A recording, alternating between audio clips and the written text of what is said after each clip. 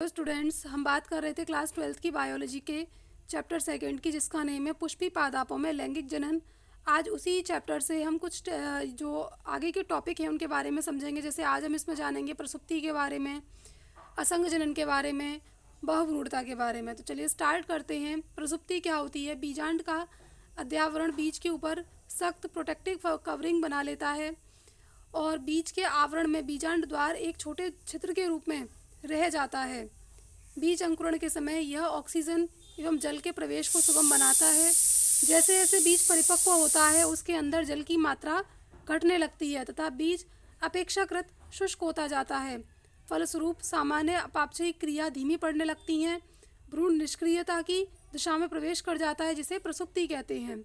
अब देखो होता क्या है इसमें कि आप सभी को पता है बीज कुछ इस टाइप का होता है। अब बीज के यहाँ पर बिल्कुल बाहर की तरफ क्या रहता है, एक इसमें छिद्र होता है और इस छिद्र के द्वारा क्या होता है कि इसमें से ऑक्सीजन और जल इसके अंदर प्रवेश करता है, जिससे कि इसके अंदर जो अंकुरण है वो सुगम बना रहे। लेकिन प्रसुप्ति में क्या होता है कि जब प्रतिकूल परिस्थितियाँ आती हैं तब इसके चारों तरफ क्या हो जाती है, एक हार्ड कवरिंग बन जाती है और बहुत मतलब ऐसी कवरिंग बन जाती है कि इसके अंदर कोई भी अंकुरण नहीं हो सकता है। और जब बीज इस दिशा में चला जाता है, इस दशा में जब प्रवेश कर जाता है, तो उसी को हम क्या बोलते हैं, प्रसुप्ति कहते हैं। ठीक है।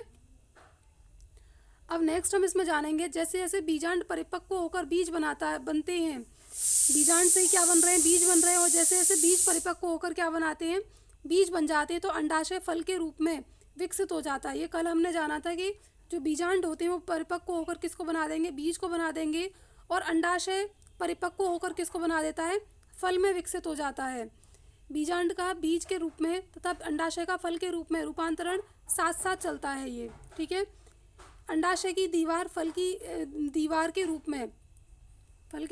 रूप में विकसित होती हैं, जैसे फल भित्ति कहते हैं। जैसे हमने बताया था कि जो ये जो यहाँ पर नीचे वाला जो ओवरी होती है, जिसे हम क्या बोल रहे हैं, ये जो ओवरी है, ये इसकी बाहर वाली जो कवरिंग होती है, ये परिपक्व होकर किसको बना देती है, फल को बना देती है। और इसी ओवरी की जो बाहरी कवरिंग होती है, जो आउटर कवरिंग है, वो किसको बना देगी, फल भित्ति को बना देगी। फल भित्ति मतलब क्या कहेंगे इसको हम, छिलका। जो फल का छिलका होता है उसको बना देती है।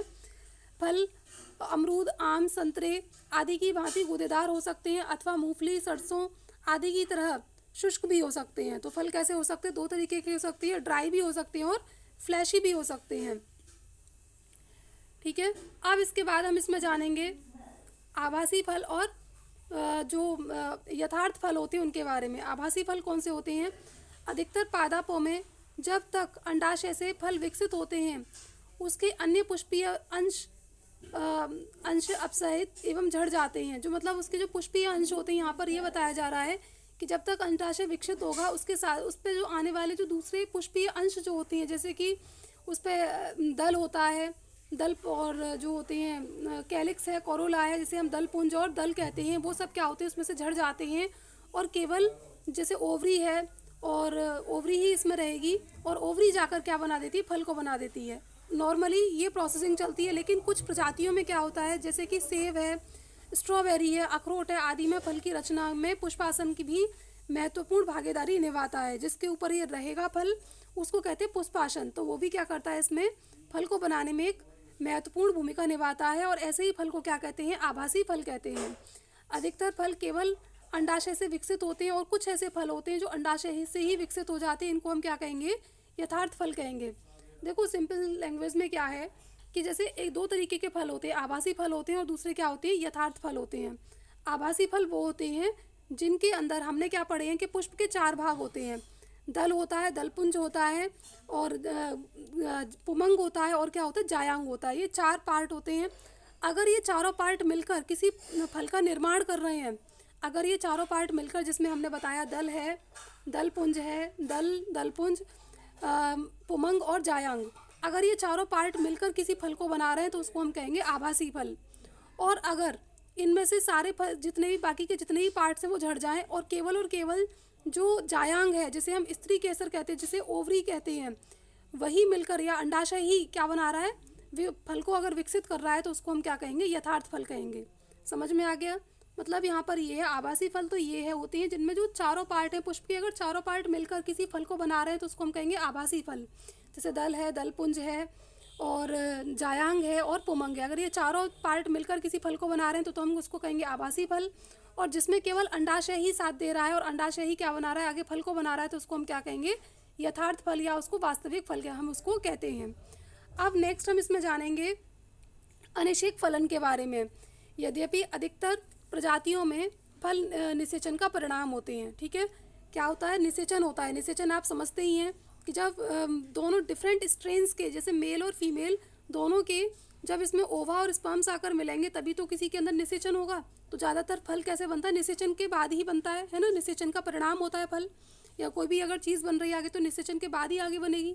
परंतु कुछ ऐसी प्रजातियां हैं जिनमें बिना निषेचन के फल विकसित हो जाता है, लेकिन कुछ ऐसी प्रजातियां हैं जिनमें निषेचन होता ही नहीं है, बिना निषेचन के क्या बन जाता है, फल विकसित हो जाता है। और इसी को हम क्या बोलते हैं, अनिषेक, इसी को हम क्या कहेंगे, अनिषेक फलन कहते हैं, या फिर हम इसको पार्थेनोकार्पी कहते हैं। ठीक है, अनिषेक फलन या फिर इसको पार्थेनोकार्पी हम इसको कहेंगे। और इसका सबसे अच्छा एग्जाम्पल क्या है, केला। अनिषेक फलन को वृद्धि हॉर्मोन्स के प्रयोग से प्रेरित किया जा सकता है और इस प्रकार के फल बीज रहित होते हैं। ये ऐसे फलों में क्या नहीं होते हैं, बीज नहीं बनते हैं। ठीक है, आई होप कि आपको समझ में आ गया होगा। अब हम इसमें नेक्स्ट इसमें बात करेंगे आगे असंग जनन एवं बहुभ्रूणता के बारे में। असंग जनन क्या होता है, यद्यपि सामान्य तौर पर बीज निषेचन के परिणाम होते हैं। ठीक है, वहाँ पर हम क्या पढ़ रहे थे कि जो फल बन रहे हैं वो निषेचन, भी फल जो बन रहे हैं वो निषेचन का परिणाम है। यहाँ पर हम पढ़ रहे हैं क्या, कि जो बीज है वो भी किसके बाद बन रहे हैं, निषेचन के बाद ही बन रहे हैं, दोनों को मिलाना नहीं है। ठीक है, यहाँ पर हम बीज के रेफरेंस में ये सारी बातें पढ़ रहे हैं और वहाँ पर हमने फल के रेफरेंस में पढ़ी थी।